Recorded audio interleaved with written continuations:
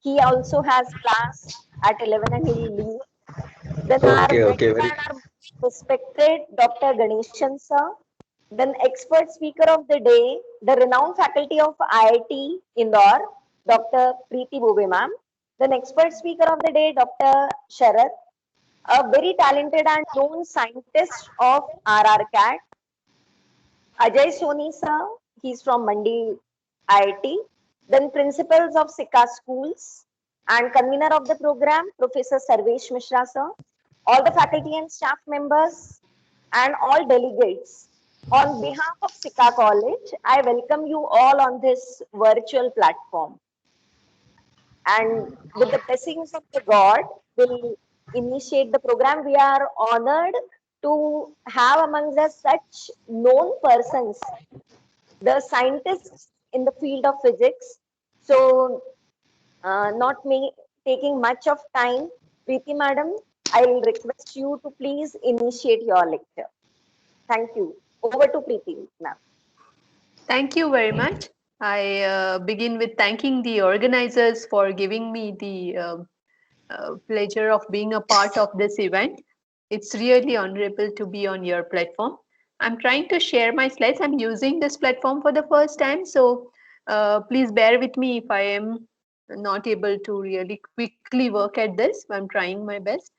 And as the topic that I'm going to share or talk today about is magnetism, which is a very broad area. So what I've tried to do is I've tried to put in some of my work which I think will interest the students, and I've tried to pitch it only at the students level. I have shared my slide, and I would like anyone to just confirm whether they are able to see my slide. Yes, ma'am, it's visible. It's visible, ma'am. Oh, Please great. carry on. Yeah. Great. Thank you very much. Okay. So, once again, thank you for inviting me to be part of this. And as we go through this talk, if you have any questions for me, I will be very happy to answer. Though I have pitched a talk at a very uh, college level students, keeping such audience in mind. Okay, so the way I have titled it is that what are the current prospects in magnetism and what is the role played by X-ray spectroscopy. I have brought in X-ray spectroscopy with a very specific reason, is because we are in a place here, the city of Indore, which is honored to have this very premier institute, which colloquially is known as CAT, but it's like the Raja Ramanna Center for Advanced Technology, and which houses our synchrotron radiation facility. Okay, it's there is a synchrotron here which produces X-rays, and some wonderful experiments can be done using those X-rays, and that is why I am going to I have tried to link magnetism with X-ray spectroscopy. Okay, so yeah, I work at IIT Indore, and this is my research group, and the work that I'm going to present is all done by these students. So I should be acknowledging them first at the beginning of my talk. And we have received fundings for this. Obviously, any research nowadays cannot be done independently without people or without funds. So these are the things that I need to acknowledge. Okay, now let us straight away get to business. What does come to your mind when you hear magnets? If you are a 12th standard student, what naturally would come to your mind are these kind of experiments Dr. that Dr. yes, Preeti, yeah, yes. your slides are not moving. I think you are in the first slide itself. I'm on the third or fourth slide. No, that is Okay, not display. Yeah, what is your shared is okay. the This happens sometimes if the PPT is in a, I mean the F5, the full this mode. So I yeah. think I may have to use it in non this mode, this Yeah, normal mode. Yeah. please. Okay. So I had started with the title and then this acknowledgement to the IIT and my students, and then I moved on to this slide.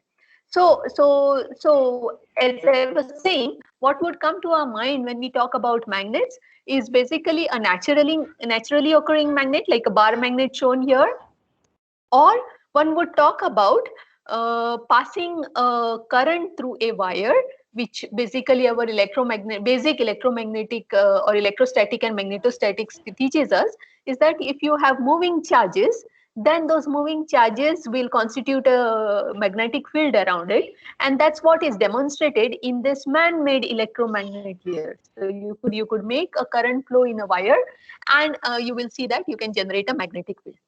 So now you see, how do I relate the two pictures? One side I have, so what basic understanding I have is that I have to have moving charges to constitute current. But if I see a bar magnet, what is moving here? Which are the charges that are moving here? So for that, what we do is we go a step further and try and understand these things from a perspective of a electronic charge moving around the nucleus. And this electronic charge has an associated spin and an orbital quantum number associated with it. I think these terms are now very much familiar, even for a basic science student. It's because we are in the very much into the realm of quantum physics nowadays. So you see the electron has a spin and orbital quantum number associated, and it is moving around a nucleus under the field of the electric field and the forces of the nucleus. So now what we say is that if I look at it at a very classical, if I take a very classical approach and try and look at this electron orbiting around the nucleus, I can assume it in a very classical sense as a current which is there. And hence, I can now go back with the analogy of what I learned in the basic electrostatics and magnetostatics and see that, okay, my moving electron is like a current flowing, and hence I can associate a magnetic field with its orbital and spin moment. If then when I go to a little advanced picture where I have not only one electron revolving, there are many electrons revolving around the nucleus, depending upon the atomic number of that species. And so there is basically, I have to add up the orbital and spin quantum numbers. And from an atom picture, now when I go to a solid, I have so many atoms together. And so I have this large number of magnetic moments that I'm talking about, which will add up and finally, eventually give me an order in the solids. Okay, so what then we say is that I will have a ferromagnetic order, wherein I will have an alignment of moments in a particular direction. And this, because everyone here, all the spins are aligned in a particular direction, I'll get a strong magnetic moment. I will have another kind of order here. I'm skipping antiferro, I'm coming to ferri for a reason. There is a ferrimagnetic order in which I find that there are some moments which maybe a small part of it is in the opposite direction of one of the moments. So the average that out, the resultant of these vectors, if you would like to call it that way, the resultant that is coming out is basically in a particular direction because there is some cancellation that happens from the moments that are not favorably oriented, and hence you will have a reduced moment, but still you will have sort of features that are resembling the ferromagnet, or you would have generally a non-interacting magnetic moments present, which would require an external stimulus, an externally applied magnetic field to make these moments align, and hence you will get a paramagnetic state. Antiferromagnetic is kind of a special state where you have the moments which are equal but opposite to each other, and hence the resultant would make you feel that there is a no net magnetic moment there. It requires special low temperature detection to understand there is an antiferromagnetic order, and hence these are the four classifications that we generally try to associate with the solids. Okay. Of course, when I have gone from straight away from the electron revolving around the nucleus to atom and then to solids picture, there is a huge lot of physics that I have not covered. It's just that I'm just, though I'm making this a very simplistic looking thing, this itself is a semester long course to tell someone how to go from this electron and nucleus picture to the order that we see in solids. So excuse me for that, because I have something else to tell you. So please excuse this huge jump that I have taken from the electron and nucleus picture to the ordering of the solids. Now, the tradition, why do I choose to tell you about X-rays? and not about neutrons, because traditionally magnetism is understood from neutrons, okay, scattering of neutrons. Rather, the determination of antiferromagnetic order in a compound called nickel oxide was done using neutron diffraction, and there was in fact a Nobel Prize in 1994 awarded for the pioneering contributions to the development of neutron scattering techniques and study of condensed matter. And this prize was given to Brockhaus and Schell, and it was a much celebrated event because now you could understand. Otherwise, if you didn't have neutron diffraction done till then, understanding of the antiferromagnetic order was not there. Okay, because overall, whenever you're trying to detect and sense the system, you were getting a zero magnetic moment from an antiferromagnetic system.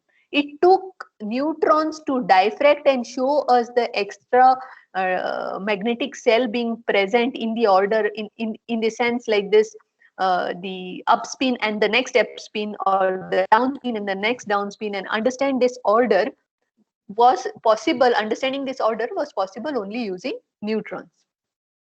And the famous press release at that time by the Royal Swedish Academy read something like, neutrons are the small magnets, and they are used for the relative understand the relative orientation of the atomic magnets, and X-rays seemed method, which was the the method in the field of determining the crystal structure, was thought to be powerless in comparison to neutron. Now, I'm not making a case of neutron being better or X-ray being better. That's not my point.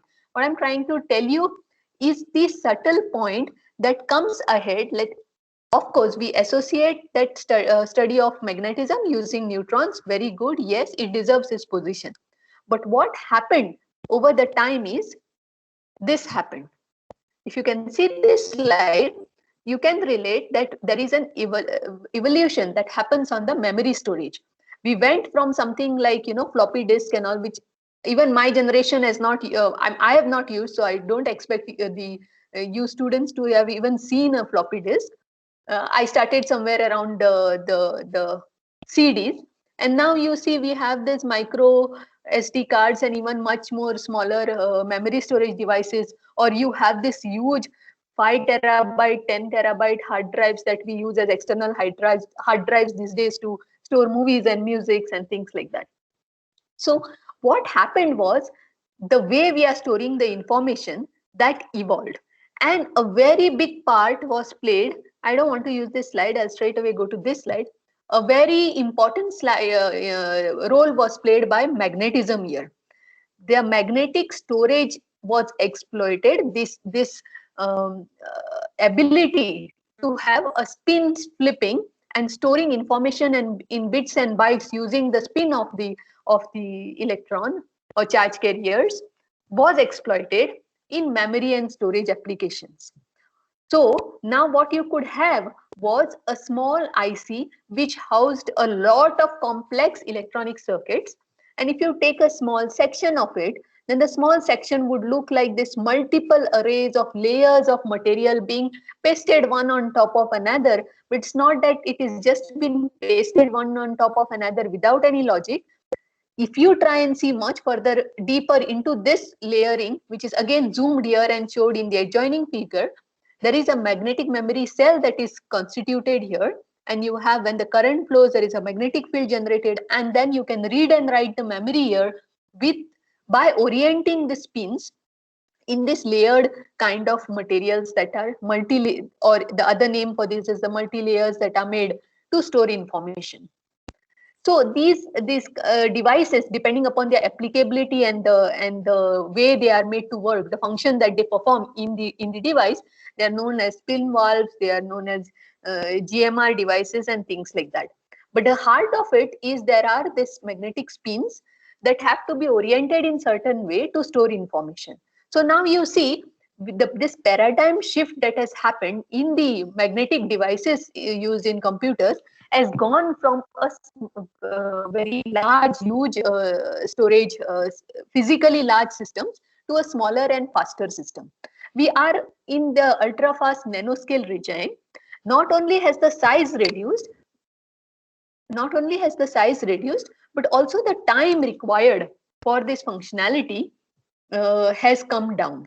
Okay, so now when we want to understand the magnetism of such systems, it becomes very essential for us to have element specific informations, to have spin and orbital moment information, to explore the polarization, special resolutions, ability to probe atomic layers. Why I say atomic layers is like typically the layers that we will have in the devices that we have inside this smaller green dots that are shown here would be a layer of elements put one on top of another, or compounds one on top of another. And we would specifically would like to know what is the magnetism in this blue layer compared to this yellow layer, or this white layer compared to the topmost yellow layer, and things like that. So now we have to have this element specific information.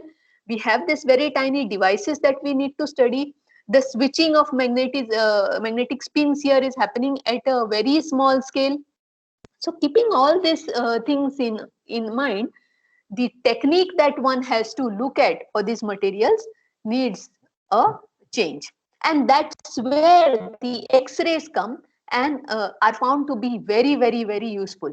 And the X-rays, especially the ones which the synchrotron, or rather the ones that the synchrotron provides us.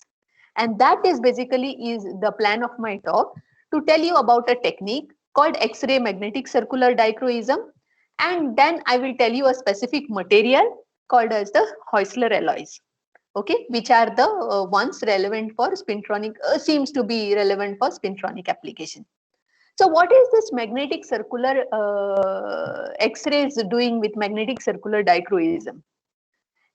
So as first of all, to understand XMCD, it is the short form for magnetic circular dichroism using X-rays is called as XMCD. So XMCD, to understand the process, we have to first understand that when X-rays are taken and bombarded on a material, there are many processes that will take place. There will be scattering processes, which will give rise to your diffraction and things like that. So there will be elastic processes. There will be inelastic processes like Compton scattering and other interactions. So these are to do with your energy and momentum getting changed in the material. There will also be an absorption process where the energy of the incident X-rays will either be absorbed by the material with which it is being bombarded. It will give rise to the X-rays coming out, which is called as the fluorescence effect. There would be photoelectrons that may come out, as you may have studied photoelectric effect, and you know when the radiation falls on a material, how you will eject photoelectrons out of it. And maybe my co-panelist in the talk today after me may speak on this, I'm not sure. But he's an expert on photoelectron spectroscopy, will tell you about it. And then you have processes like OJ electron and things. And then you have the beam that will even go out attenuated after being absorbed in the material. And this is a transmitted attenuated beam that is going out. So these are multiple processes, and depending upon which process you decide to tap on, which process you decide to look at, you will have a particular spectroscopy technique coming out from it. Okay, so if my for X-ray XMCD, my focus would be to look at the absorption process. Okay, if I was looking at the scattering process and say elastic scattering, then I would look at the crystal structure and the translational invariance of atoms present in the solid on a lattice and things like that. So so when I'm dealing with the absorption process here, in specific, now I can have either the study of the fluorescence X-rays that are coming out, or I look at the electrons that are coming out.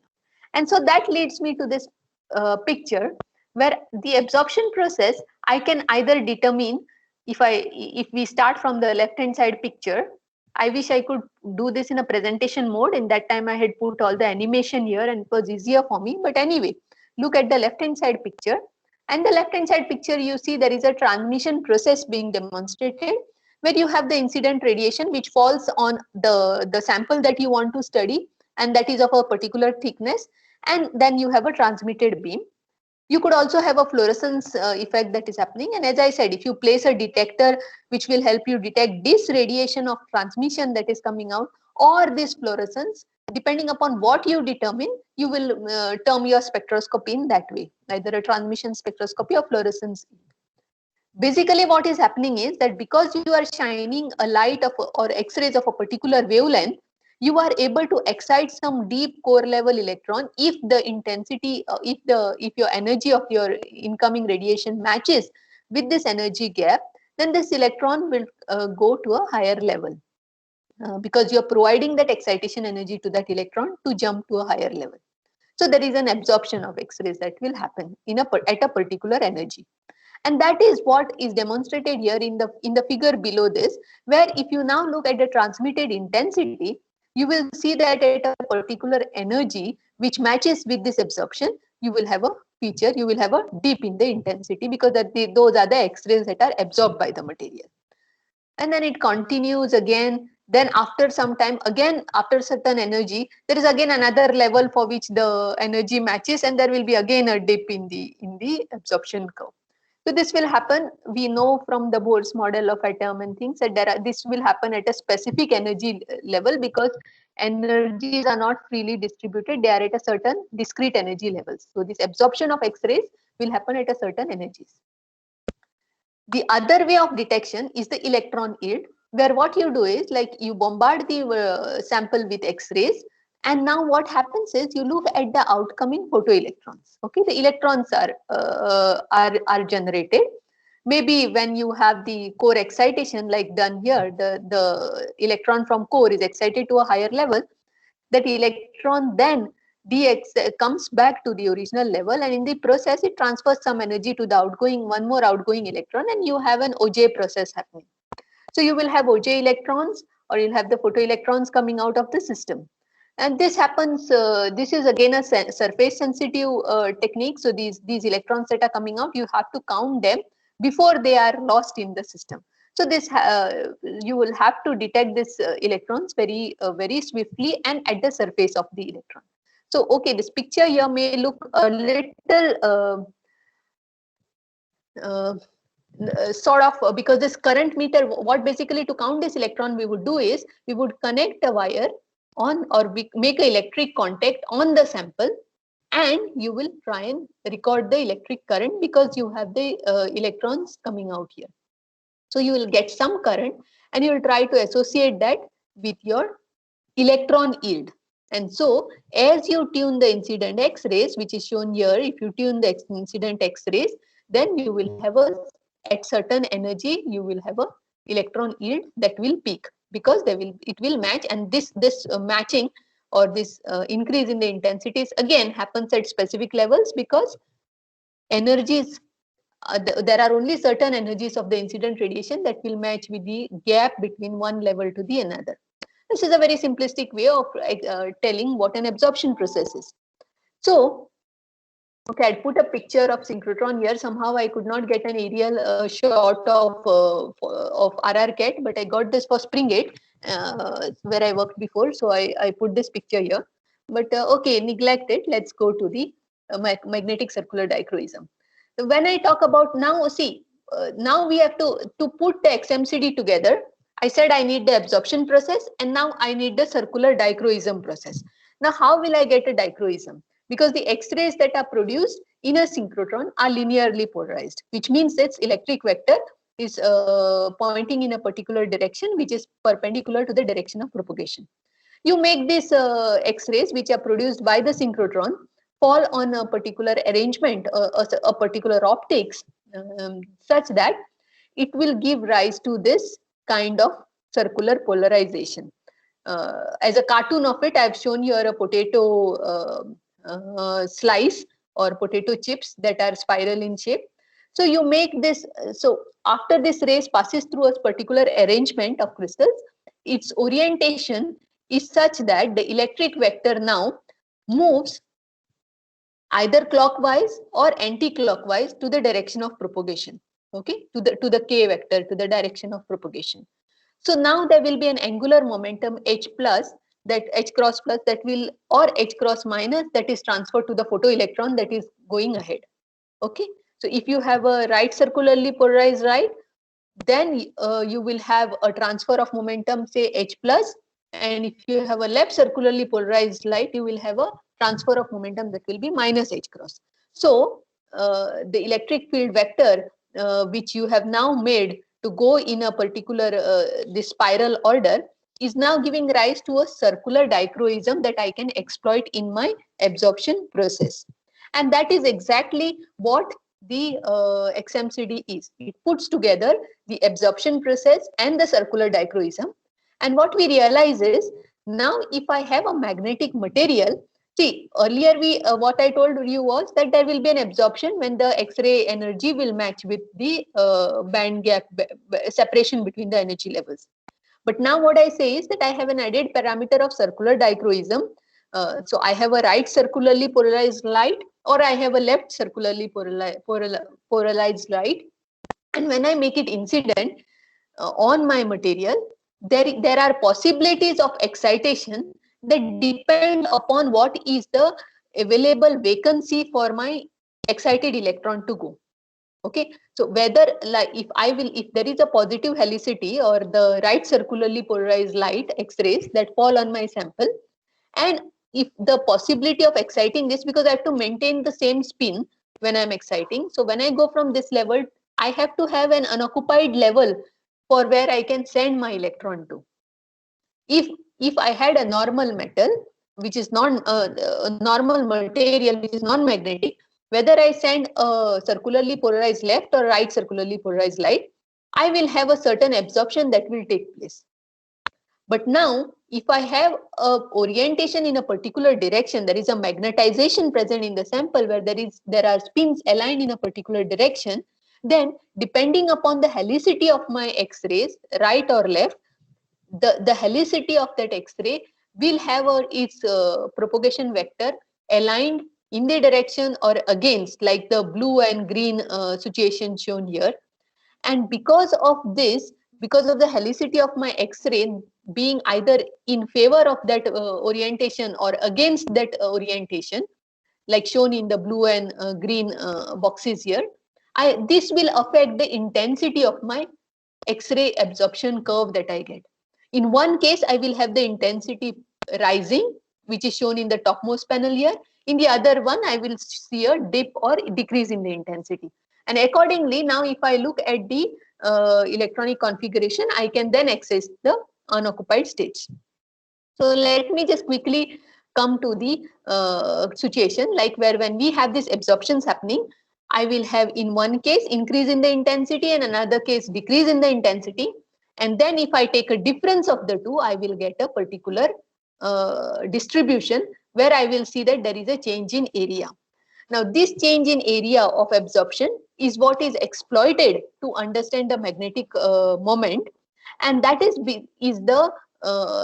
something that is the biggest attraction of XMCD, which is known as the sums rule. Basically, this change in area that we see is the one which is simplistically used in this kind of formula that is shown here for the orbital or spin moments. One fits in this change in areas that one gets, and accordingly can comment on the orbital and spin moments of the system. For details about this kind of thing, there's a nice review article which I've listed here. If those interested in knowing more about it may please go through it. So now comes to the next part, and since I'm running short of time, I will quickly go to the next part and tell you why we need to look at Heusler alloys for our spintronic applications. Now, Heusler alloys are a special class of materials which are recently over the last 10-15 years, they have been exploited essentially from a point of being non-volatile storage alternative, which is leading to a green electronics sort of. They have a high Curie temperatures and they have a high moment as well. So it helps in designing magnetic applications in a much better way for data storage and the future spin FET and spin memory and quantum computation applications. What are Heusler alloys are basically a combination of three elements in such a ratio that you have 2:1:1, which gives you the chemical formula X2YZ. And now you take this three different elements, put them together, you get an alloy which looks like the crystal structure shown in unit cell that looks like the crystal structure unit cell shown to your left. There is a special arrangement in which these atoms sit, that gives rise to a order called as L2-1 structure in these materials. The thing is that magnetism in these Husserl compounds is hugely interesting. You can go from something called, and it is like every time you look at it, you find a very interesting effect, like the spin glass phase, the compensated ferromagnetism, the half metallic ferromagnetism, and it has plethora of magnetic interactions and magnetic ground states. It's a dream of any person working on magnetic materials that you have everything on the platter here. It only depends upon how one makes this combination of X2, Y, Z work in one's favor and have the different exploitation of different ground states showing here. Particularly, like I get asked what is half metallic ferromagnetism. So basically you have known what is a metal, where you have at the Fermi level you will have the density of states, there is an unoccupied density of states present which can be easily explored. Whereas if you look at a semiconductor, you will find that between the occupied and unoccupied DOS, the density of states, you have a gap, and that is the gap defines your semiconducting material or an insulator, how big or how small the gap is. So what is a half metal is basically a situation where you have a gap, but that gap is only for a, like in a semiconductor, you have a gap in the density of state, but that gap is there only for one particular orientation of the spins. The other orientation, the down, suppose for the down spin orientation, there is a gap, but if you have an electron which has a spin up situation, then that has a continuous band, that is like a metallic. So now whether the electron will see a gap or no depends upon the spin which it has. It has an up spin, then it doesn't see a gap. If it is a down spin, it sees a gap. And this kind of a situation is called as a half metal. And this one spin being metallic, the other spin being semiconducting, is thought of a very good situation to exploit for memory devices, sensors, spin injectors, and all kind of applications. And the good thing is that it happens at room temperature. People are trying to push it to have device applications and have a higher polarization at room temperatures, and which will have much higher computing and storage speeds. So that is the beauty, one of the beauties of Husserl's. I don't think I have too much time. I was thinking of discussing two cases here, but I'll just discuss one case and how XMCD helps in understanding this particular composition here that we talked about, Ni2 Mn indium with 0.6 concentration. The idea is that what one does is that one has something called as an RKKY interaction in this. So basically you have one spin somewhere and then you have some spin somewhere else in the system. Well, the smaller arrows that I'm showing here are basically conduction electrons. So these conduction electrons carry this information, see this information of this spin, this magnetic atom here, and they orient their spin opposite to this magnetic atom. As they travel in the system, they go ahead and they realize that there is another spin there. Now what happens is, as these conduction electrons travel, they carry the information of the spin, and when they reach this magnetic atom here, this magnetic atom sees that these spins are aligned in a particular direction, and so it aligns its spin in the direction opposite to it. So the overall interaction now appears to you as it is antiferromagnetic between this black atom and this black atom. Whereas if this black atom was not here and was at a different distance, say it was here, then the information conveyed by these conduction electrons would have been opposite, and it would have aligned its spin in up direction, and hence this interaction now looks like a ferromagnetic interaction.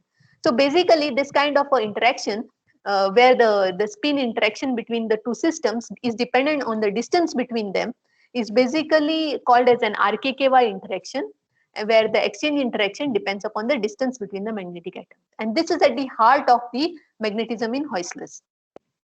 So the same thing happens in Ni2Mn, this particular composition.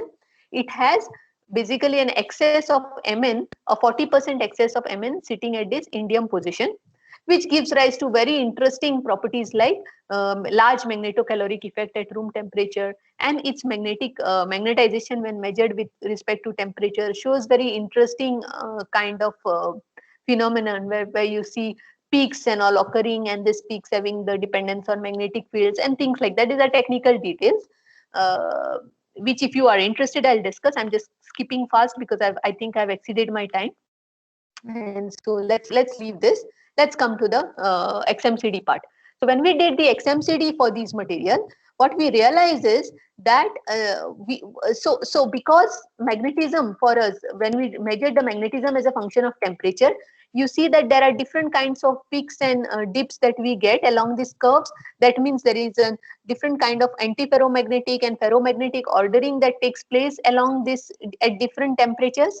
So it is necessary to understand what exactly is happening in the material, inside the material.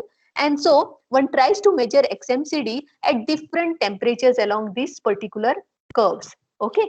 So when one does that, one gets curves like this, the XMCD curves, which I had shown you are the difference. This is basically the different spectrum that I'm showing you of the one particular orientation and the other particular orientation. And one sees that with the temperature, how these curves are evolving. One does then the area calculation, and from that area, if you remember the area calculation formula that I had shown us a few slides back, so this kind of area calculation one does, tries to find out what are the orbital and spin moments. And when you put all of that together, you basically get a variation of those moments with temperature. For a normal system, it would go hand in hand with the magnetic measurements that one does. But for this special system where you have extra Mn at the indium position, you find that there is an unnecessarily small moment that happens to the nickel atoms, which are not even your point of focus. Okay, there is a loss in nickel moment, and you try and understand this only by doing an XMCD study, because now you are getting element specific Mn information, you get nickel information, you get only because you could do an XMCD study of this. Okay, and so element specific magnetic moments I get here, which I can put together and try and understand how the overall order of the system evolves. It finds that the overall order of this system is basically coming because of the antiferromagnetic interaction and added antiferromagnetic interaction that comes because of the excess Mn at the nickel indium place.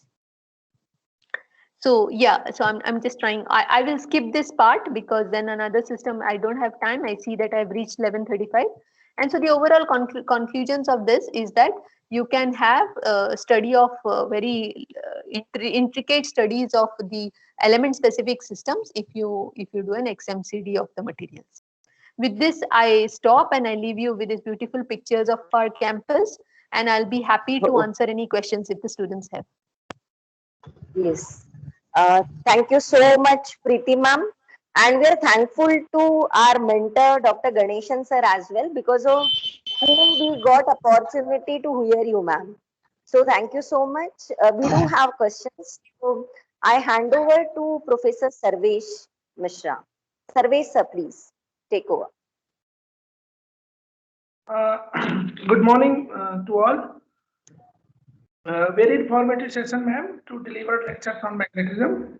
Ma'am, our student Rohit Kamble, our past student in Sikha College, Indore. In this time, he is doing MSc Physics in DAVV University. So you ask questions. How can determine the material is dimagnetism, paramagnetism, and ferromagnetism in life?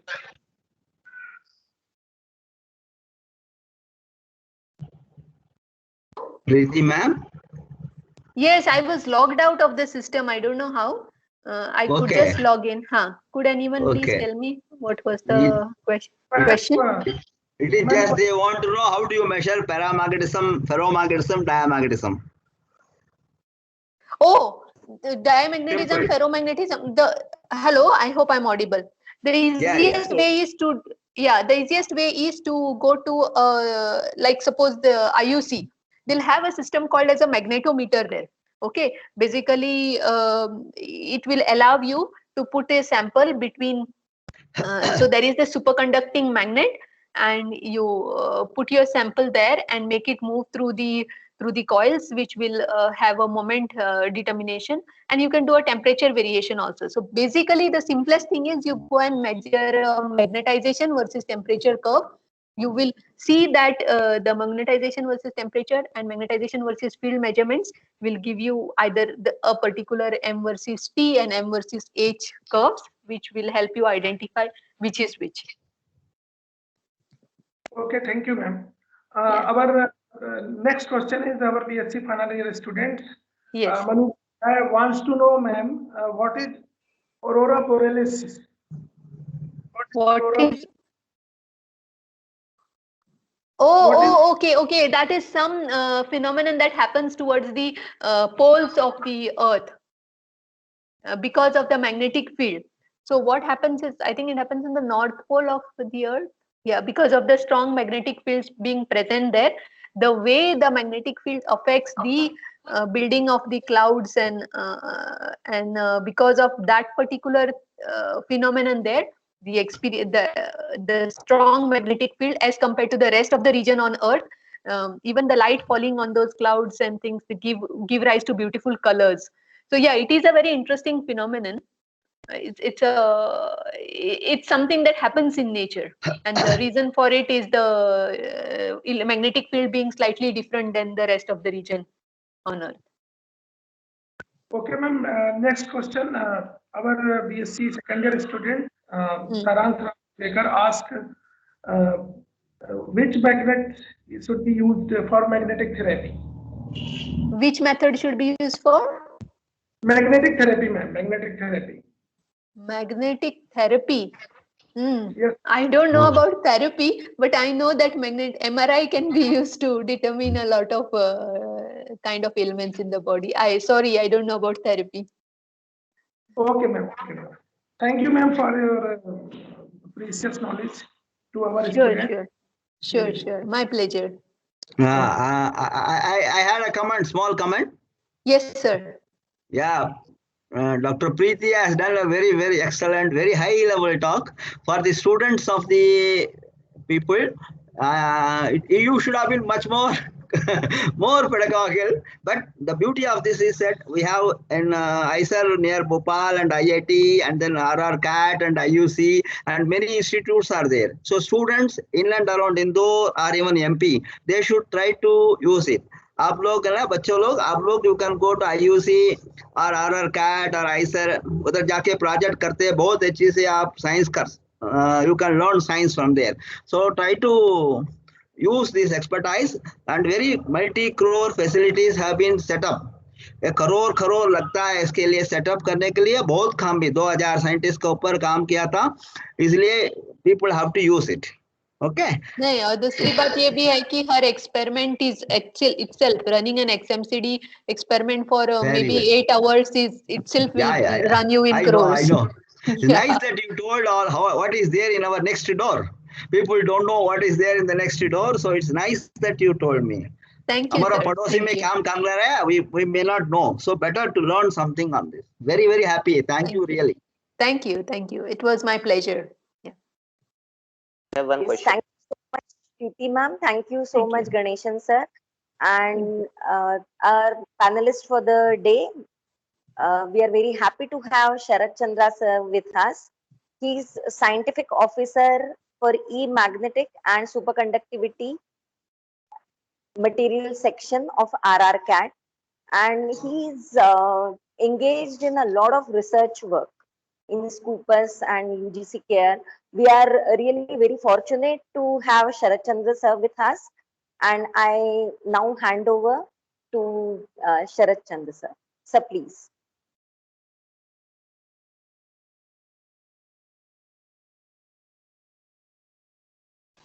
Thank you, madam. I'll put in a in a minute.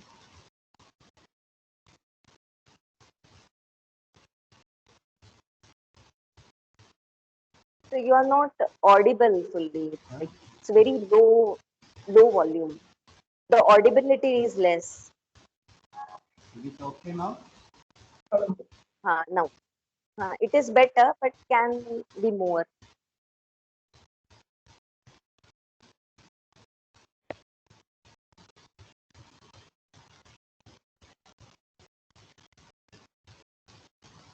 Sharat?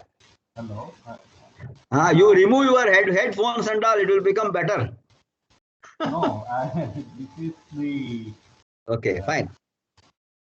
Is it now visible? Yes, fine, very much fine. Now, my presentation is visible now? Yes. Okay.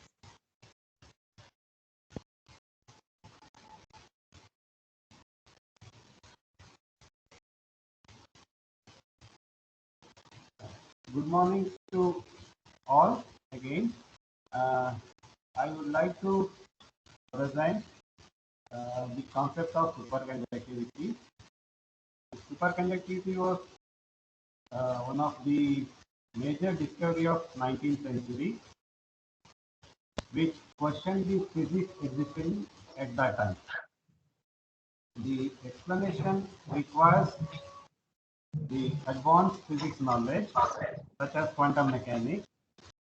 However, I would like to present in a manner that 12th grade physics knowledge is sufficient to understand this concept. Before going to that, I am from Rajaramana Center for Advanced Technology. The research areas of our institute involves two broad categories. One is accelerators and one lasers. We have two electron accelerators, Indus 1 and Indus 2, generating X-rays, and one IR infrared free electron laser, which emits infrared radiation, and some research is going on proton accelerators, and in case of lasers, it is advanced lasers and high energy, high power lasers. And I work in the area of material characterization, and our goal is to study and build a end station for the free electron laser, which is emitting at the IR frequency, and study the material using that facility. But we'll come back to superconductivity now. So I'll start with the Ohm's law. So Ohm's law is like when we create a potential gradient across a conductor, then a current will flow.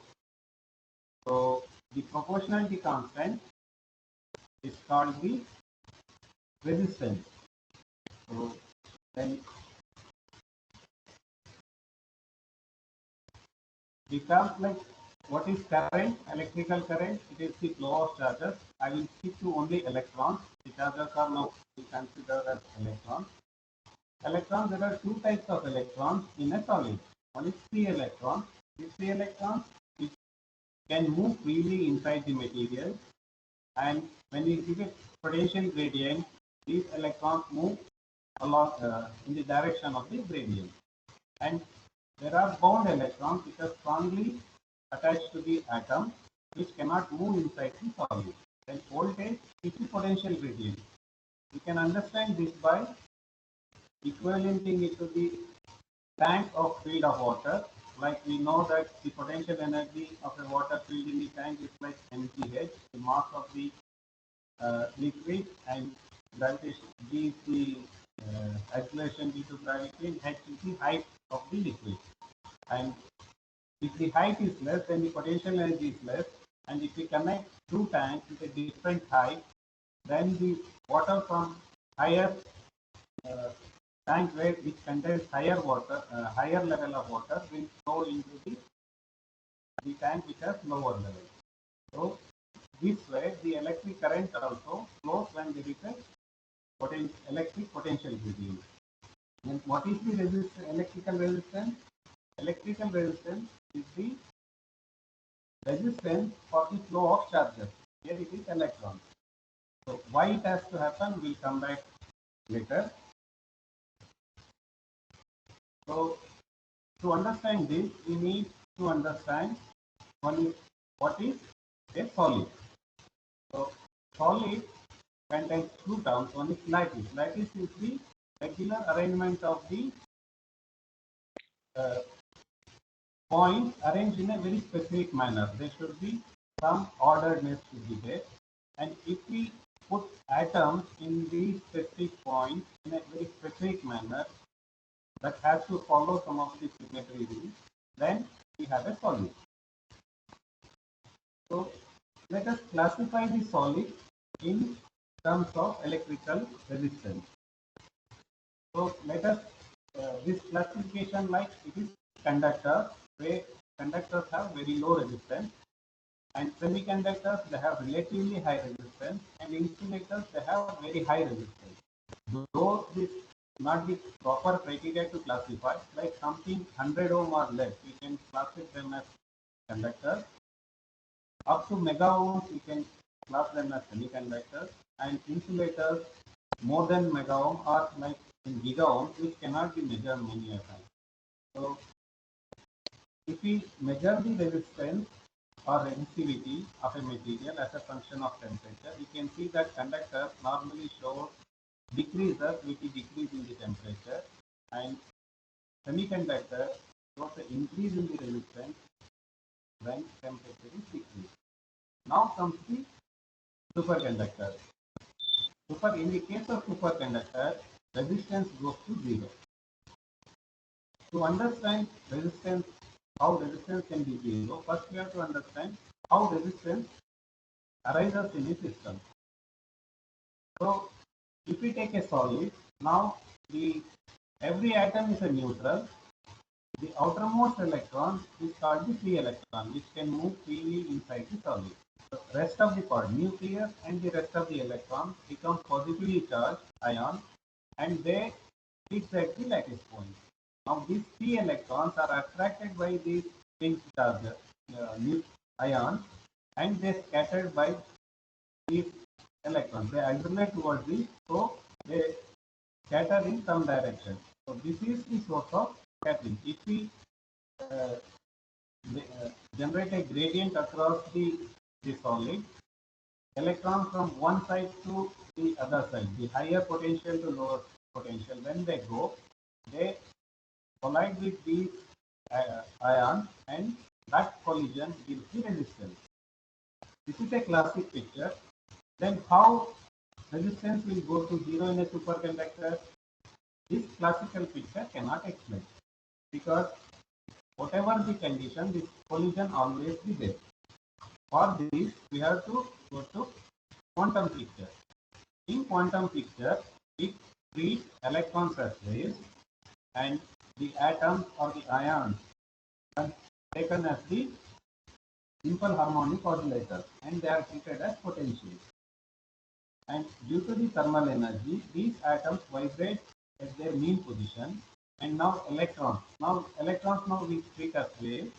These scattered by the electron waves are scattered by the atomic vibration. This gives the resistance, or this scattering is called incoherent scattering. Then there is two types of scattering. One is coherent scattering and one is incoherent scattering. Incoherent scattering, like one wave when collide with a obstacle, it loses its phase, or the phase is changed. So that is called incoherent scattering. If the incident wave does not lose its phase, it retains the phase as it was earlier, then it is called coherent scattering. It happens in a very special cases like interference. I think you might have studied that one. So incoherent scattering leads to resistance, and possibility of having resistance equal to 0 resistance can be achieved when there is a coherent scattering. But coherent scattering to happen, there are some specific requirement will be there. So now we will come to superconductivity. So in superconductors, the resistance is 0, or called it is perfect conductor. It was discovered by Camille Loans in 1911. He was trying to measure the resistance of mercury at very low temperature, something like 4.2 Kelvin. Kelvin means like Celsius scale, like if it is 300 Kelvin, 27 degrees centigrade, then we add 273, it gives the Kelvin scale, like 300 Kelvin. So resistance of mercury becomes 0 below minus 269 degrees centigrade or below 4.8. So superconductors are characterized by a transition temperature Tc, below which the resistance goes to 0. Above, it will behave as a normal metal or normal conductor. Then the next question comes, if the resistance is 0, is it a superconductor? For superconductors, definitely the resistance is 0, but otherwise, like if resistance is 0, is it a superconductor? For this to understand, we have to understand, we should know the three concepts of 12th grade physics. One is the Faraday's law. When there is a change in the magnetic flux across a conductor, closed loop conductor, there is a change, there is a generation of the EMF. Then the Oscar showed that current carrying conductor produces a magnetic field. According to Biot-Savart's law, this magnetic field, direction of the magnetic field is perpendicular to the direction of the current. And the Lenz law says that when there is a EMF produced by the, according to the Faraday's law, and the magnetic field generated, then the current is generated inside the material. This current generates a magnetic field perpendicular to the direction it generated, and that magnetic field is such a way that it opposes the initial magnetic field change from the external source. So if we understand this, then we'll go to the superconductor. First we will take a normal conductor. That means the conductor which is above the superconducting transition temperature. First understand how the magnetic field will enter inside. So when we apply the magnetic field, according to Lenz law, there will be a current magnetic field generated which opposes the applied field. But the current generated inside the magnetic field now decays because of the finite resistance. This decay rate of the current is much faster than the change in the magnetic field. So the current dies faster and magnetic field enters inside the conductor. Let us take a perfect conductor below, say, transition temperature Tc. So above that it is a normal conductor with resistance is R0. So you will take a conductor and cool below the Tc. That becomes R is equal to 0. But this is not a superconductor. Then what happens? We apply the magnetic field. Now it will generate a EMF that generates the current.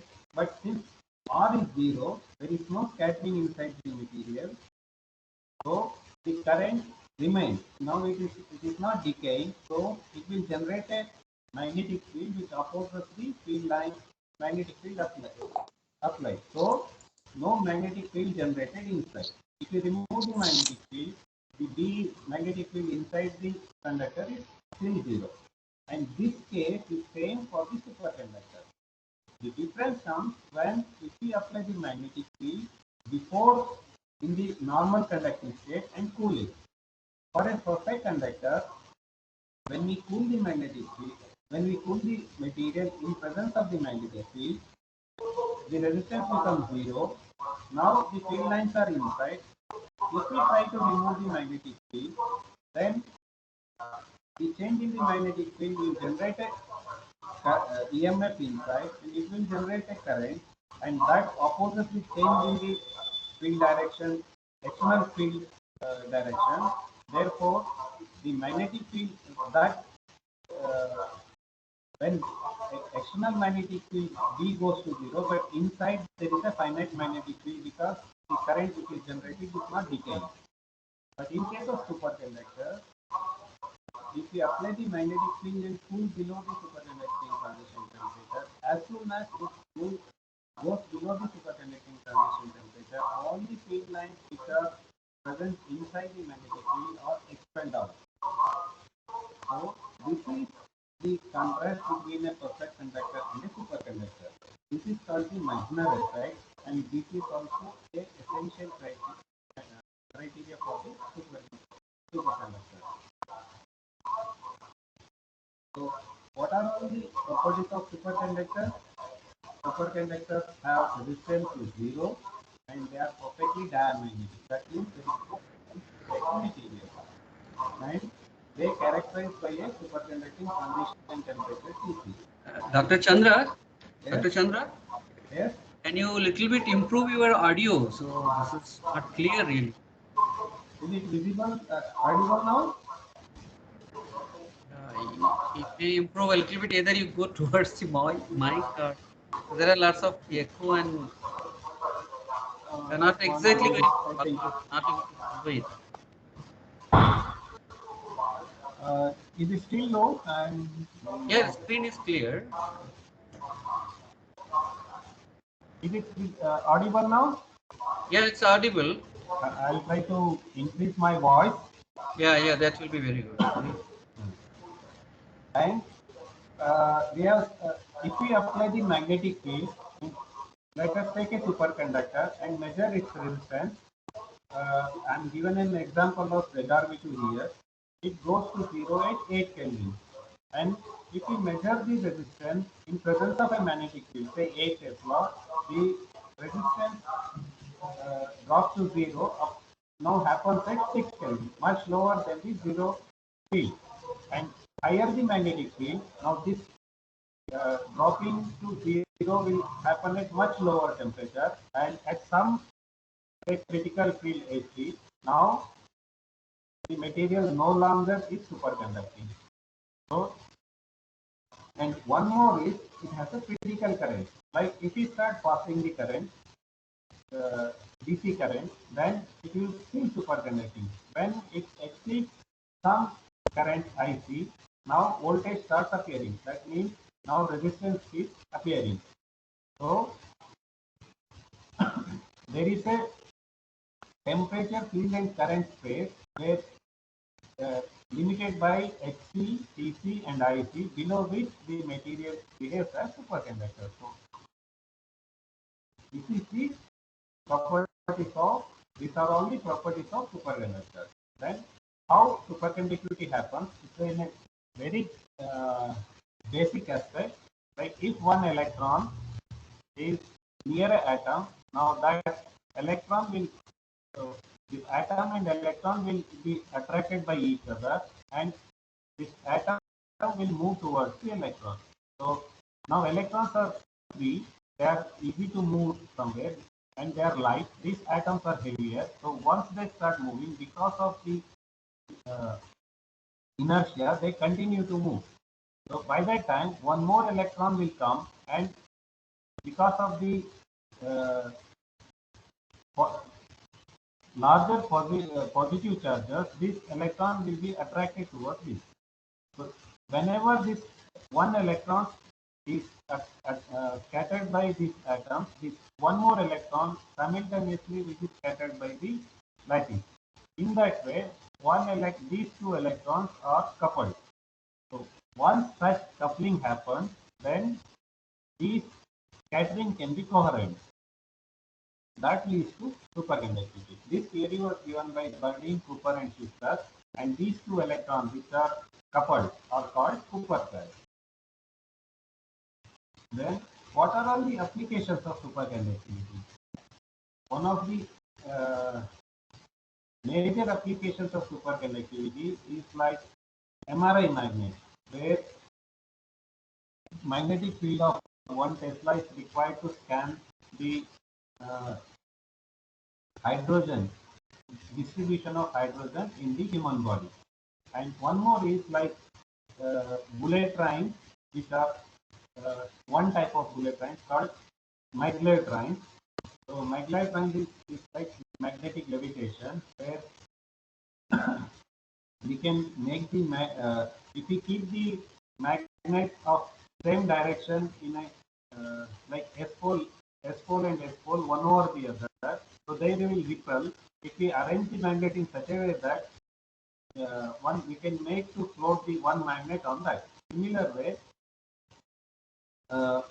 whole train can be made to levitate on a track, and this reduces the friction, and the speed of this train can be very high because of this lack of loss of friction, and the power consumption will be very low. And we can use the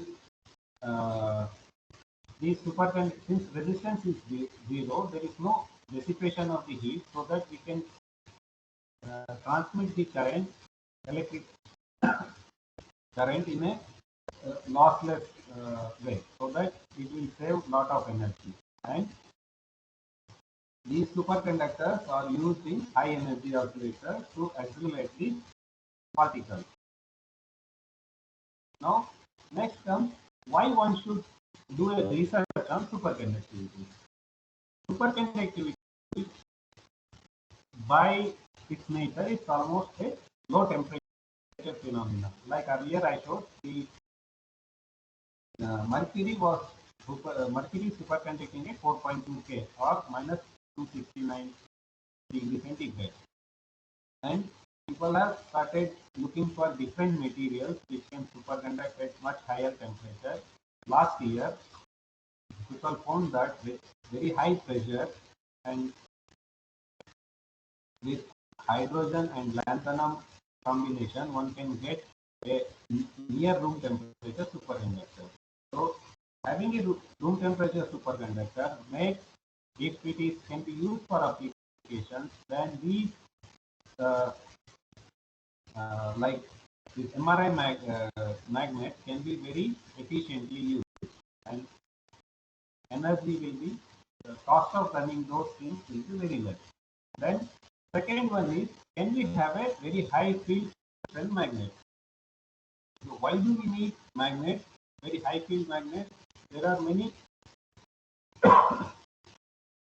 applications of high field magnets, especially for particle accelerators, which can be used for cancer treatment, food preservation, and even to understand deeper physics of matter like solids and subatomic particles. And the environment friendly and electricity generation by thermonuclear reactors, that because also high magnetic field. To have a comparison, like Earth magnetic field is something like 50 microtesla, where the bar magnet is like something 10 millitesla. MRI magnet is about 1 Tesla. The magnetic field used in ITER, is the International Thermonuclear Experimental Reactor, or the LHC, Large Hadron Collider, is about 10 Tesla. To that, the magnetic field on a surface of a neutron star is about 10 power 9 Tesla. So, but we could able to achieve something like 30 Tesla with a superconducting magnet, but getting a higher and higher field is an area of research.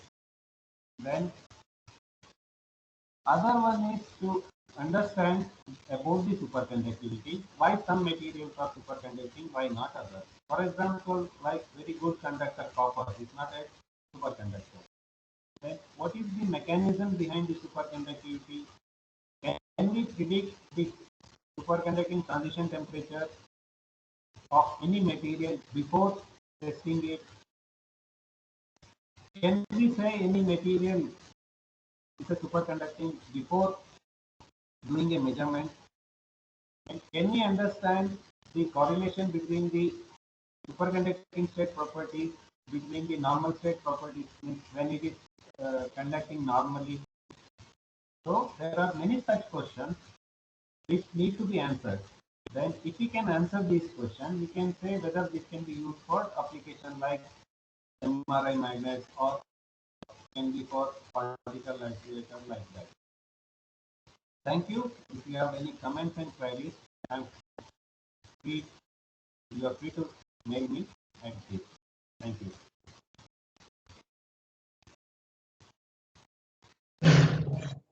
Thank you so much, sir. Thank you so much for this knowledge, and our students will surely gain from this, sir. Now I will invite Professor Satish Mishra to ask questions from.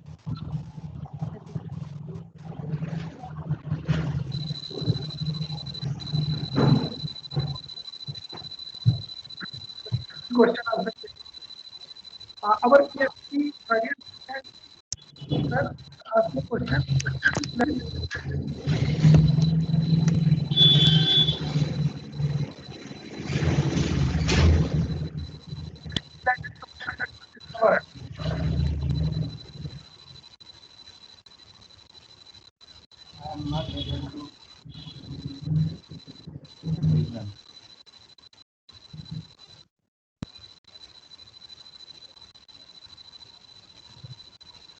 Sir, which is latest superconductor discovered?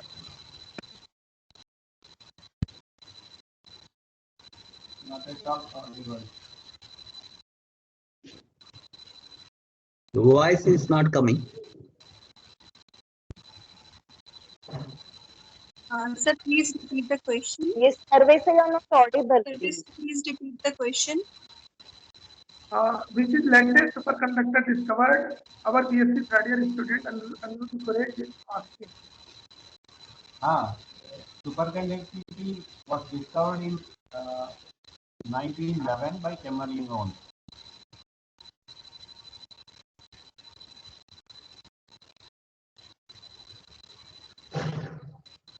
Okay, sir, thank you. Sir, next question is our BSc student how to achieve the highest. The voice is getting break. Sarvesh, correctly you keep the mic.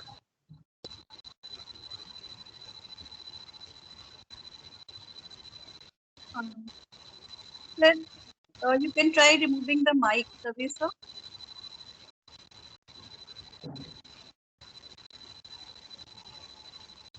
Sarvesa, you are muted. Please unmute yourself.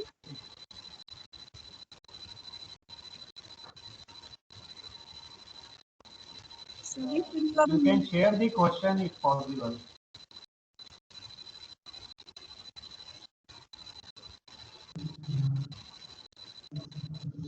Sarvesa, please unmute.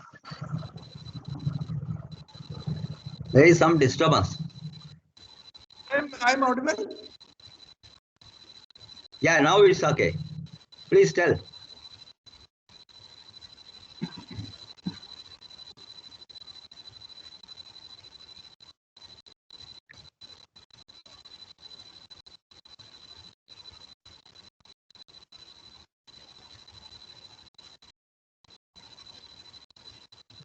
Sandhya Gupta ma'am, you can take over if you have some issue. Yes, you are audible. You can ask questions. Sharath, you have done a very good question. The talk was very good. Could you hear, Sharath? Yeah, I could hear it. Yeah. It's a very nice. Nowadays, even at +2 syllabus, you have all the high temperature superconductors as well as carbon nanotubes. Therefore, it is not a very far subject. So, at the level of around 9th standard onwards, our Sikha school used to participate in magnetic levitated projects also. I think Pawar was seen some time back. I'm very happy. As a long time associate, I saw Goria and Suja also. They are all contributed. Patel, I think Goria has come. Superconductivity is a very beautiful project, and Sharath has done a very nice review. We can go still more pedagogical. That's fine. He is an expert in making very good measurements using superconducting magnets. Tomorrow in my talk, I will tell that how much it is useful in MRI, magnetic resonance imaging, all the scans. It's a very interesting topic. I am very thankful to Sharath, also to Sikha and IPA. Thank you a lot, sir. Thanks a lot. I will request our Managing Trustee, Dr. Vijayalakshmi Iyengar ma'am, to give her valuable inputs. Please, ma'am. Iyengar ma'am.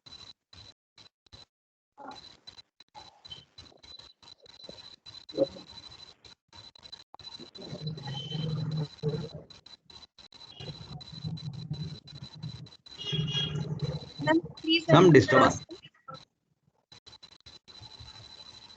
Sorry, very sorry. Very good afternoon to one and all. At the outset, I extend my thanks to the President, Physics, All India Physics Association, Dr. Ganeshan, our former, he was our former trustee, and today's program wouldn't have been possible without his support. I also extend my thanks to the eminent speakers, Dr. Preeti, Dr. Sharath Chandra, the guests of the day, Dr. Andrews, Dr. Ajay Singh. It's always a pleasure for Sikha to have such webinars, and I'm very happy to share here that I am from management, but I have been taught physics for everyday life. You cannot forget motion, you cannot forget energy. Barring me, best of the people in the family was from physics. My uncle, Dr. P.K. Iyengar, my father's younger brother, had been with us for quite some time, and I had been hearing a lot. So having joined you, and I could see that good participation from the Sikha fraternity in this webinar. Looking forward, Dr. Ganeshan, for many more such, deliberations on the research and the physics field, and connect our students to the national level. I'm also very happy to share with you all, our student Ram Sharoop has cracked for the national level PG courses, and he would be very shortly joining IIT Indore. He had cleared TIFR and other national level, national level entries exams. So it wouldn't have been possible if the students will not have such an exposure and hearing to you all. Thank you so much, Dr. Ganeshan, and all the eminent personalities present here today. I also extend my thanks to all the faculty members of the Sikha College, our advisor, Mr. P. Babji, Principal Dr. Unme Khatare, the convener, Dr. Sarvesh Mishra. Once again, thank you and all. Over to Unme Madam. Yes, thank you so much, ma'am. Our advisor, sir, P. Babuji, sir, he has also joined. So, sir, thanks a lot for being with us. I am really thankful to our managing trustee, ma'am, Vijay Lakshmi Iyengar, ma'am, for providing us all such opportunities so that we create a platform for our students to grow. And I'm thankful to our advisor, sir, P. Babuji, sir, for his guidance and the special invitee. Actually, the logo of Indian Physics Association, it was possible with the efforts of Ganeshan sir and J2 Andrew sir as well. So it put more colors to our webinar. Then I'm really thankful to Yes, ma'am. Yes, sir. The aim of Sikha is to become a very good private university of excellence. Therefore, the science department has to grow more than also the other whatever funding raise departments, and it should become soon, because we are now 66 years or so. So we should definitely celebrate our university as a Vishwavidyalaya at the short while, because we can serve to the needy and the poor people. Our education trust is really very good by many stalwarts done. My aim is to make it as a very nice university. So you all of you should contribute. Thanks a lot for this. Thank you so much, sir. Thank you so much. Your blessings are always there, and we'll surely do that. Yeah. I'm also thankful to our the resource person of the day, Preeti Madam and Sharad sir, and even Ajay Soni. So for delivering such nice lectures. Then to the school principals, all the three principals, Pawar sir, Pooja sir, and Suja ma'am, and the convener of the program, Sarvesh Mishra sir, joint convener also, Sudha Gupta ma'am, she is coordinating in charge of the department, Pratibha ma'am, and all faculty and staff members, our technical expert, Professor Hemant Pal sir, who is taking care of this all technicalities. So thanks to each one of you. And tomorrow again we have a webinar. I think Pratibha ma'am has something more to add. So over to you, Pratibha ma'am. Please. Thank you so much. Thank you so much. It was really a very fruitful and commendable session. And I will request all the students to join tomorrow for another knowledge enriching session by Dr. Ajay Soni, Associate Professor, IIT Mandi, and Dr. V. Ganeshan sir, Retired Center Director, UGC DAE, Consortium for Scientific Research. Till then, take care, get vaccinated, and stay safe. Thank you all. Thank you so much. Keep the video on. We'll have a photograph, a group photo. I request Oh. Pal sir to please click the photograph and request everybody to please open the video.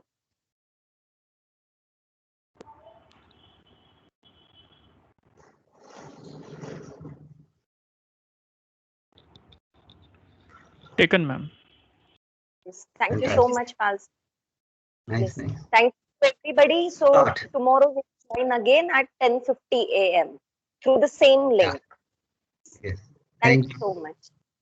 Thank you, all of you. All the best.